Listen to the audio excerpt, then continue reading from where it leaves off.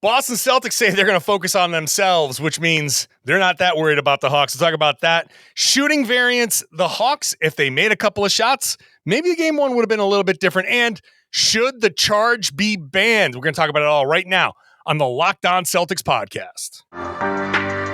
Be ever ready. Recognize the city of champs. Boston, baby, we do what you can't. Locked on number 18, Tatum and Brown, J-team. Step back, we gon' wet that and slay teams. Of course the Celtics, who else could it be? Screaming like KG with the Larry O.B.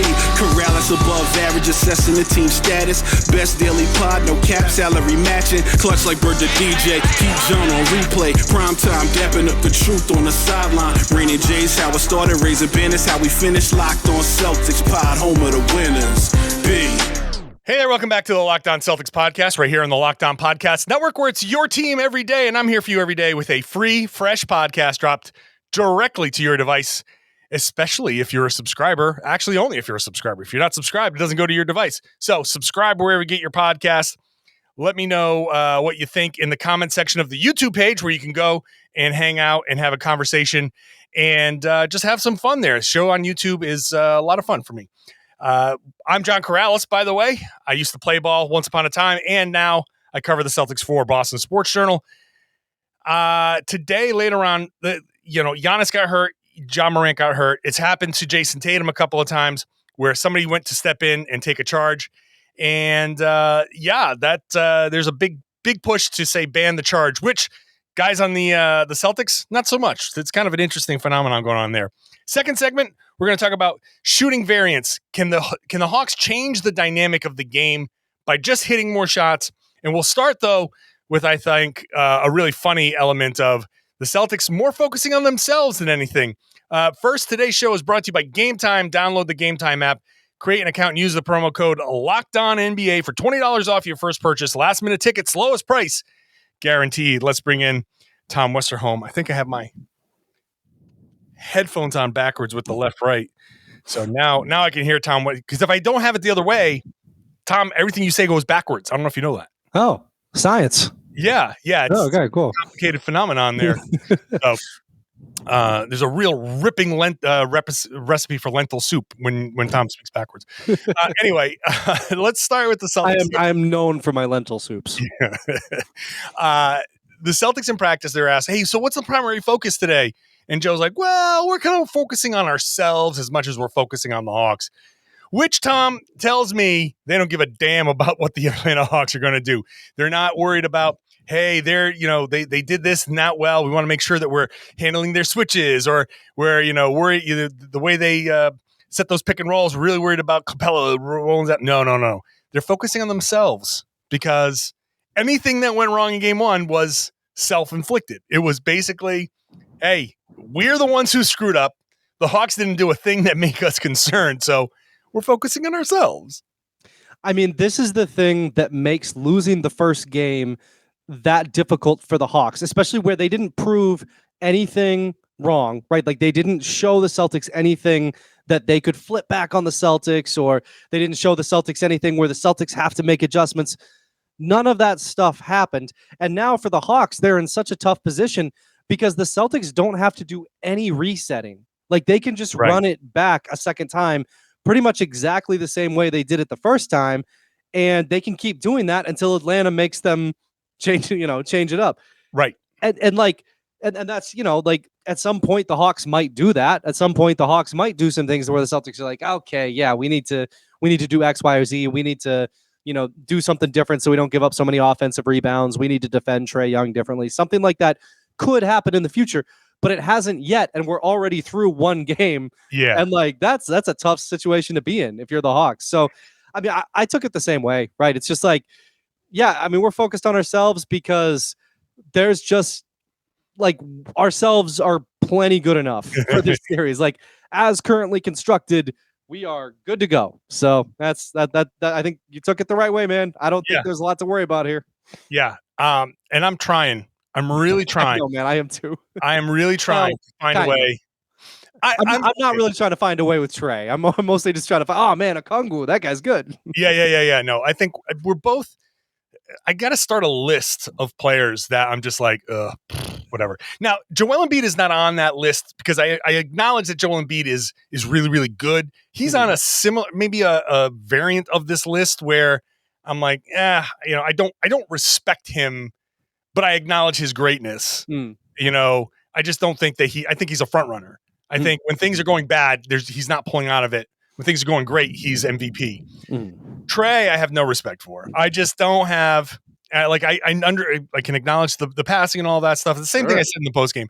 And you know who's coming into that realm and in this playoffs? Who in this playoffs do you think might join that class of, man, I'm done with this guy. I have no respect for this guy and his ability to lead a winning team. I really don't know. Who is it? Karl Anthony Towns. Oh, that's a good one. I like Cat. I wish that wasn't the case, but yeah. I like him too. I think generally speaking, he's good dude and all of that stuff. But yep, man, I like the Timberwolves. I'm from the Midwest. Timberwolves are one of those teams that it's a benign team. I could always say, I hope the Timberwolves do well, like Sacramento or maybe OKC. Teams that you're like, if they do well, hey, that's awesome. Yeah, that's fine. Good for them. I started off as a Timberwolves blogger, and I'll tell you, there's a lot of really smart Timberwolves fans out there. It'd be fun. It'd be fun for them to have a good team. They need Karl Anthony Towns to wake up in a very big way and step up. But that's a whole other topic. Trey Young, I have no fear of Trey Young burning the Celtics. So when they say we're focusing on ourselves, that's just because you've got to rebound. You got to box out and rebound. And I think they did a good enough job there. They held the Hawks to below their regular season percentage. The Hawks had against Miami got 39% of the available rebounds, offensive rebounds. Yeah. 39%. Celtics held them to 20. I have it down there, 23 or so. Like that was, where do I have it? Doesn't matter, but I'm going to keep looking for it anyway. Forget it. I'm focusing on myself, Tom. Yeah, I'm not focusing on the other lockdown. Not focusing on these stats here. You're no, on yourself. That's good. But all you got to do, clean up a couple of those possessions, those multiple offensive rebounding possessions, right? Yep. Clean that up. That's your own fault. Clean up the third quarter, end of third quarter, beginning of fourth quarter, which is completely your own fault. Clean up the offense, and it's really that lazy offense that they have to clean up. The lazy turnovers, and Jaylen had a couple of them. Maybe the hand thing was part of the issue. Maybe. They made some really ridiculous, passes, a couple of rushed shots in the third quarter. Clean that up and you'll be fine. Yeah. And I've struggled like hell to find anything that the Hawks did. On my rewatch, I got zero. I got nothing out of that. So, I mean, here's some numbers if you want them. I got them up here. We have, the Hawks had a 26.6 offensive rebounding percentage, whereas the Celtics had 25.5. And to me, that actually is kind of the thing for the Hawks is that their offensive rebounding percentage has to be a lot higher than the Celtics, right? Yeah. I think the Hawks. I think the Hawks had 14 to the Celtics 12. That's not going to do it. Like they have to significantly beat the Celtics on the offensive glass, and I know. The Celtics on the offensive glass isn't actually related to the Hawks on the offensive glass. Like that, it's not like one is taking away from the other. Right. But I still think like that advantage has to be significant just from a scoring perspective. Like, you need that to be a disparity if you're Atlanta, and it wasn't. I will say that that's a great lead into what we're going to talk about next with the shooting variance, because the Celtics, whether they crash the boards or not, Joe Mazzulla said the worst thing you can do is do nothing. And Quinn Snyder, when I asked him about getting back in transition versus crashing the boards, said the exact same thing. The worst thing you can do is do nothing. Either you crash or you get back. You got to do one or the other. Don't do neither, because that's going to let the other team get going.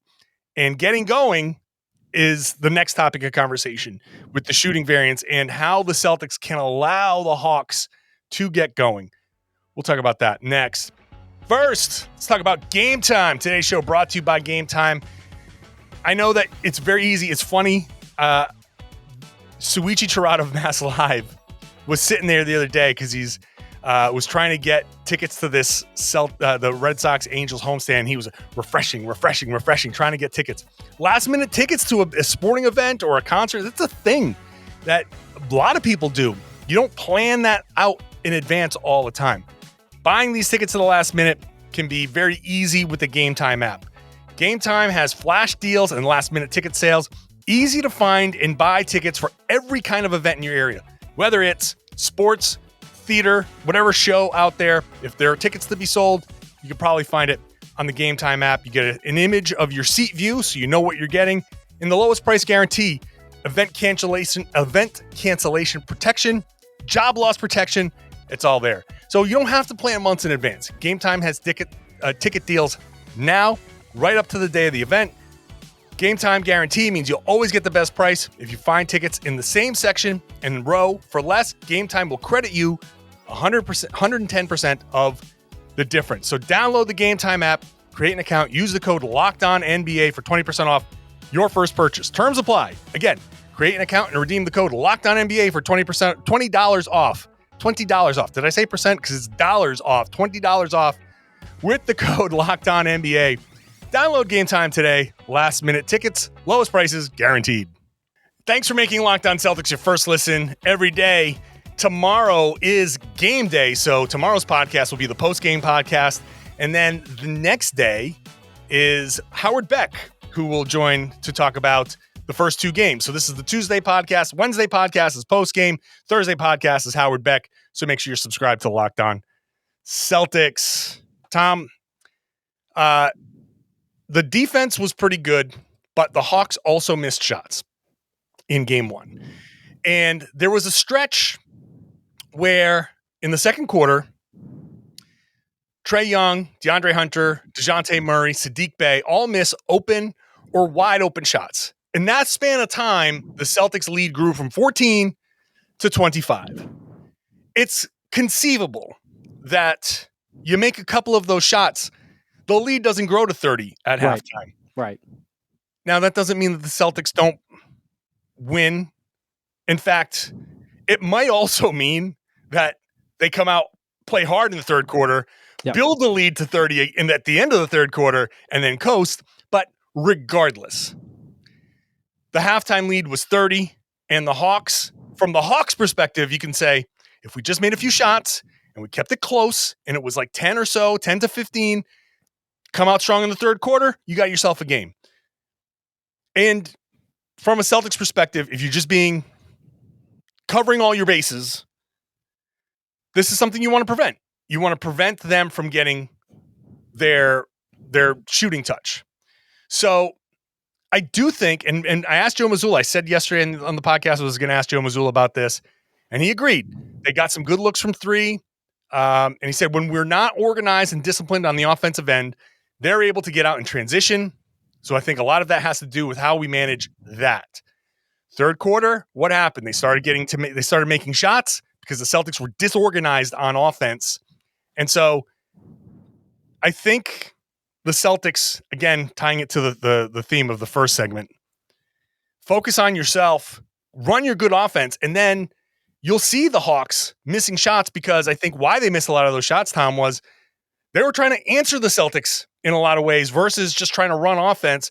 And that's different in that you're taking shots with the thought of, got to make this so they can stop the run, versus I'm catching, I'm shooting. You're a shooter, man. You know the difference. You know how it feels. Yeah. No, absolutely. I mean, and I think you put it really well, right? Like trying to answer as a shooter, that's so hard to do. That's like something that Steph can do, right? Like that's like something these guys who like these game breaker type shooters, they can do that. But I mean, so much if you're not one of those off the dribble, killers, like, if you're not a Damian Lillard, a Steph Curry, so much of your shot relies on rhythm. And it's hard to get a rhythm when you're trying to answer, when you're trying to get something back. That's not how you create a good rhythm shot. You know what I mean? And I mean, I think you're right too. This comes from like attention to detail. If the Celtics are attentive, if they are, focused, and we talked about this after game one, it's very understandable to lose attention to detail when you're up 30. And that's one of the reasons why I think it's almost better to be up 14 or 15 at halftime and up like 19 or 20 after the third quarter than it is to be up 30 at halftime, because like, yeah, you are just going to be a little bit less focused. It's just human. So I think the Celtics definitely do need to kind of clean that stuff up. They do need to be a little more attentive to detail. They do need to like prevent the Hawks from getting out in transition so much. And that does come from attention to detail. But I also think, yeah, if they're not up by 30, I mean, if they're up by 30 in game 2 as well, I mean, goodness, like what are we even doing? We just mercy rule this thing. But if it's a closer game, I do think like that will make a difference, right? Like the Celtics came out and looked very locked in the first 2 quarters. Like they took care of business in the first 2 quarters. And I think I would be curious to see, I think they'll be able to sustain that for a game. It would probably honestly be good for them if they had to. Like, you don't really want to go into the second round having just blown the team out 4 times. Like that's not, like the Sixers are going to Sixers would be a much harder test in the second round. So, I mean, it would probably be good for the Celtics to have to pay attention, to have to lock in. And if that's what happens in game 2, then that's good. Let's see what happens. Yeah. Let's go Hawks. You know what I mean? Seriously. I've often said it. I've often said, let's go Hawks. It's an interesting point, because I always compare these types of scenarios to baseball, where you face the junk ball pitcher for 7 innings, and then a fireballer comes in out of the bullpen, and that first pitch you see might be 98, but it looks like 150 because you've seen nothing but 82 mile an hour, 90 mile an hour junk. And it's like all of a sudden this fastball comes flying by, like, oh my God, was that a meteorite? What the hell was that thing? And you don't want to get punched in the face like that in the second round of the playoffs. So I actually, if I'm rooting, if you're a Celtics fan, maybe you don't want to root for a 30-point lead early. Maybe you want to root for Sadiq Bey to hit a few shots and keep it close so the Celtics can come out of half and be like, you know what? Nah, we're gonna put an end to this right now.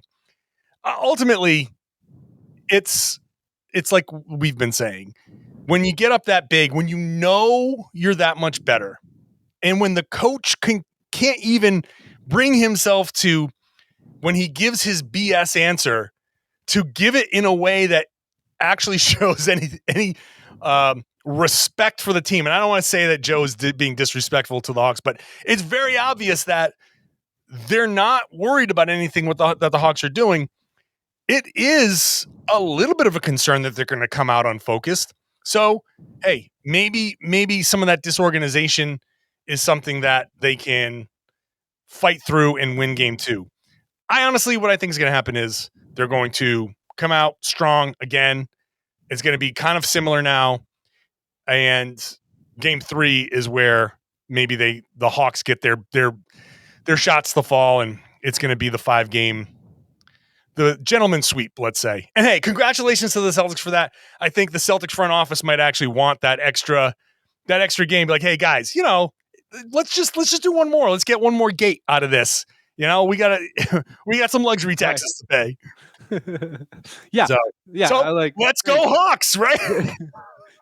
Jaylen might be real expensive very soon. Man. Mike Zarin is having conversations. Guys, what do you think? He's going to make All-NBA? Yeah, looks good. All right, let's go Hawks. Let's get another game here. We got to get another couple million towards JB's contract fund. Yeah, so towards the Go Fund Jaylen. Yeah.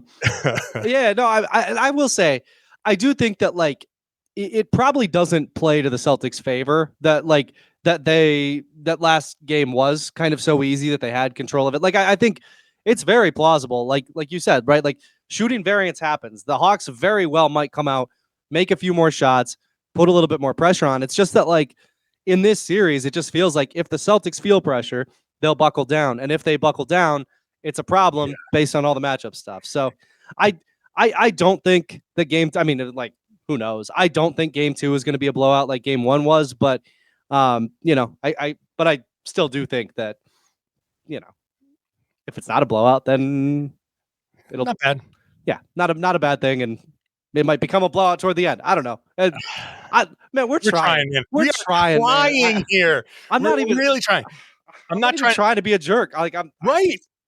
We're not trying to be, I'm not trying to disrespect the Hawks franchise. It's just, I'm sorry. No, I'm not sorry. at all. The matchup is what it is. Yeah. Right. And I like a lot of the players on the Hawks. I really do like a lot of the players on the Hawks. You said it the other day. I think everybody outside of Trey Young, I think is somewhat likable. I just don't like Trey Young at all. Like, I just think he's annoying.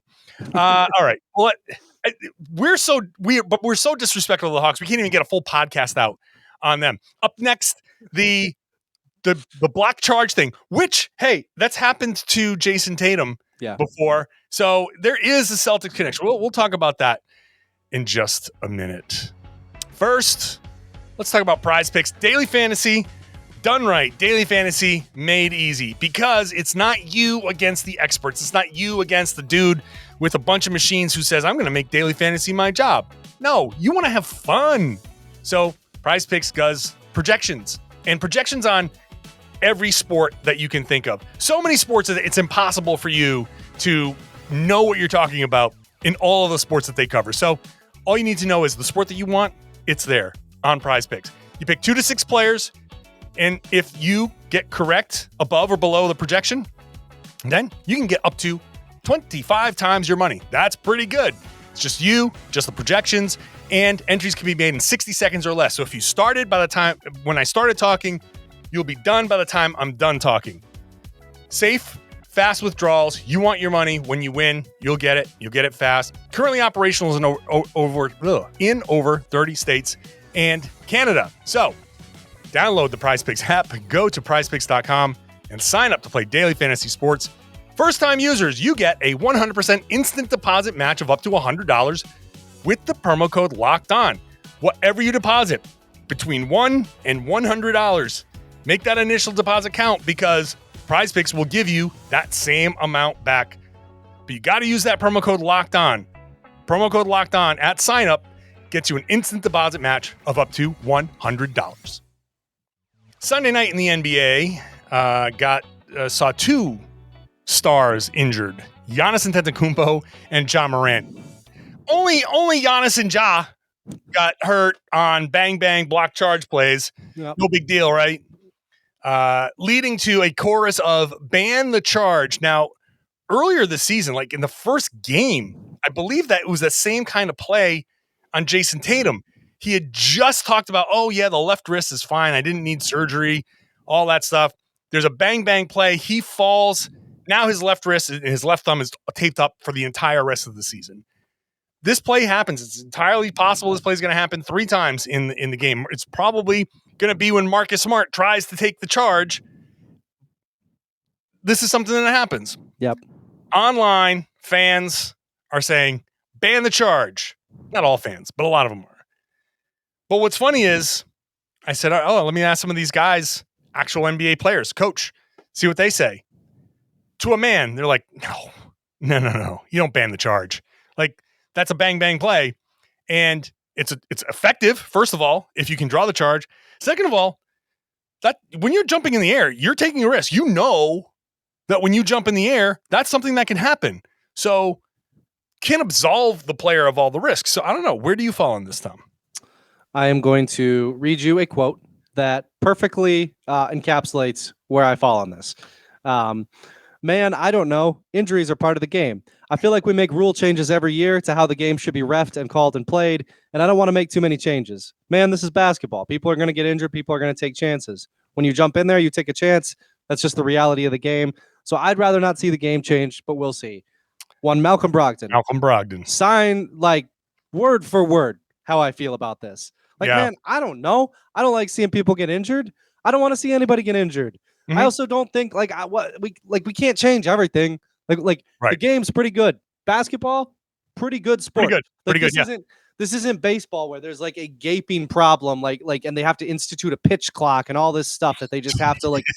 Right. And I like baseball. I'm not dumping on baseball here, but like basketball doesn't have anything like that. Basketball is like this is when you start talking about like changing up charges, it would change the way people play. It would change the way people play defense. And the game is pretty good. Yeah. So I hear you. I hear what they're saying. And I hate seeing guys go down. That's not, like that, that sucks. But also like it's basketball. Like it's sports. Like, like what's like, are we going to ban poster dunks? Cause like you're up in the air, you're going up against somebody else. You might land weird. Like I don't know, man. I don't ban the charge to me feels like it's trying to change too much about how the game actually works. And I don't want to do that. I think there's a middle ground. I think the way to do it is keep most things the same, except that late slide in. First of all, you just got to determine at what point that becomes late, right? Make sure you define that. Don't go all NFL and be ambiguous about the catch. Right. Define this and make it a flagrant one. Sure. Like the landing spot foul. If you are going to try to slide in and you do it late, then it's a flagrant one, just like the landing spot. And to me, I like that. I like that. Don't ban the charge. I agree. I love John Morant. I love looking at those highlights, but sometimes he takes off and you're like, whoa, like in mid jump, whoa, what is he doing? And he almost always finishes the play. But if you watch enough Memphis Grizzlies games, you're going to be like wondering if John Morant's going to kill himself at least once a game. Yeah. And that has to come with some risk. You can't just say, oh, not only can you not touch the guy on the perimeter, now when he turns the corner on you, and as soon as he jumps, like once he's in the air, you cannot slide under him. That's obvious. Yep. I might want to say after that first step, gather step one, you cannot slide under him. So you got to give him that extra step to take off. Now, if you're in position as he's taking that step and you want to take that charge, fine. But I think I don't know what the exact wording of the rule is, but I think it's like as he plants or somewhere in that range, you can slide under. I'd like to give that extra half step or a step and then just legislate it that way. But I don't want to take the charge out of the game. You can't just let guys fly and crash into people or roll through people without any consequence. Defenders have to have some rights there. Right. Agree completely. I think like, the one way you could say it is like, okay, so you have to beat the guy to the spot, right? And that's basically kind of like half of it.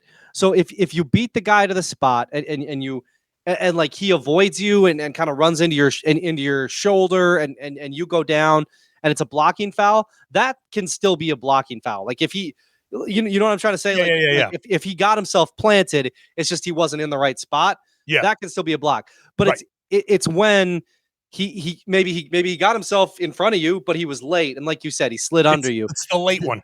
It's the late one. Those are the dangerous ones. Those can be flagrants. I'm cool with that. That makes a lot of sense. It's when the guy has no choice, right? It's not the, hey, you know what?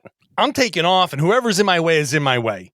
No, that can be an offensive foul. Yeah. It's the guy dribbles, guy plants, guy takes that step and he's going up and somebody all of a sudden shows up in front of him. Well, that's dangerous. Don't have time to do something else, that's dangerous. Yeah. I just want to take the danger out.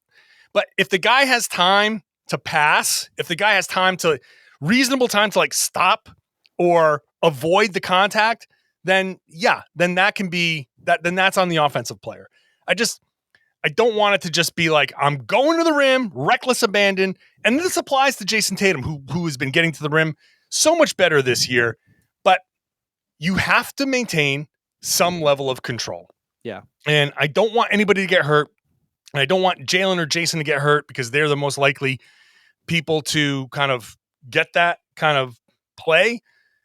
I also don't want Marcus Smart to get hurt or guys who, sometimes you being the guy that slides underneath can injure you as well. So Right. the safety thing is a concern, highlighted by those Sunday night games. But I don't want to overreact to the Sunday night games. So, Right. But I don't think the NBA wants superstars missing games either in the playoffs. So I'm betting there will be some response. Maybe, but also like it's a weird thing, right? Like how many times this season have the Grizzlies and the Bucks played on the same night, and Giannis and Ja haven't gotten hurt on those nights? It's like this is a fluke thing, and I understand the optics of it. Like you said, I understand the optics of it.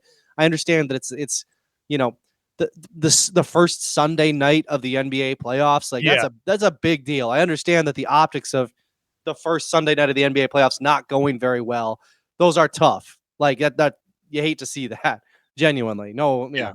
But at the same time, like it's a good game, right? It's a good sport. It's in a good place. You don't need to mess with it right now. It's like there's it's not perfect. The NBA is not perfect, but it's good, and it's and there's a lot of good players in it, and the way they play the game seems to entertain people. So I think I don't think they should be making a lot of really big time structural changes right now. Yeah, I'm pretty much on the same page there. So, all right, well, that'll do it for today's show. You got to go make sure your shoes don't get chewed by your dog. Yeah. There's a new dog. If you're watching on YouTube and you're like, geez, John's looking off camera a lot. Well, he's settled now, which is great timing because it's the end of the podcast. Like, oh yeah, now I know exactly where he is. But I tell you what, didn't mean that there wasn't a shoelace in his mouth 20 minutes ago in that commercial break.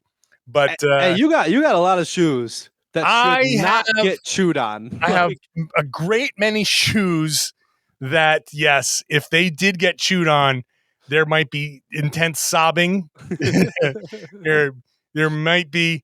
I mean, I'm such an animal lover that I can't joke about anything else. I would just cry and cry and cry and resent. I'd resent the dog a lot. Just holding a light blue Concorde and crying your eyes out on a. Just the thought of it. Thought of it. You might weep now. I'm sorry. Oh my God. Thanks for listening, everybody. All right, Tom. I'm getting booted now. All right. He's done. You joke about some dog eating my Concords. No. Blah. All right. Appreciate everybody for listening. The dog is fine. There's no chewing. There was some pen chewing that I had to stop in the second break. So one break, it was a shoe, and the second break, it was a pen. Now it's nothing. He's finally settled. So just in time for me to be done with the podcast. Thank you for listening. Thank you for watching. If you're not subscribed on one or both audio or video podcasts, go ahead and subscribe. Would love to get your feedback that you can do in the comment section on the YouTube page. Let me know what you think. Let me know what you're feeling. Talk about the Celtics. Start a conversation. Be part of the conversation. And share the podcast. Tell everybody that they should be listening to and watching the Locked On Celtics podcast right here in the Locked On Podcast Network. Your team every day.